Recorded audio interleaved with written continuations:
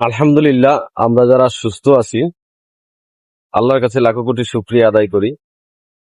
যারা অসুস্থ আছে তারা সুস্থতার মর্ম বুঝে। অসুস্থতা কি জিনিস? আমি একটা ভিডিও আপলোড করেছিলাম রংপুর পপুলার চারতলার ভবনের। সেটা আপনারা দেখেছেন। চলেন আরেকবার দেখে আসি অসুস্থতা কি জিনিস, কতটা অসহায় হয় মানুষের ডাক্তারের কাছে গেলে। চলেন ঘুরে আসি। দেখতে পাচ্ছেন অসুস্থ হলে কতটা অসহায় হয় মানুষ।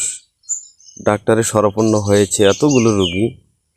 আল্লাহ, তুমি সব রোগীদেরকে মাফ করে দাও। দেখলেন তো কি অবস্থা। আল্লাহ, আমি যে জায়গায় দাঁড়িয়ে আছি সেইখানে এক দাঁড়ানো অবস্থায় 3 ঘন্টা ছিলাম।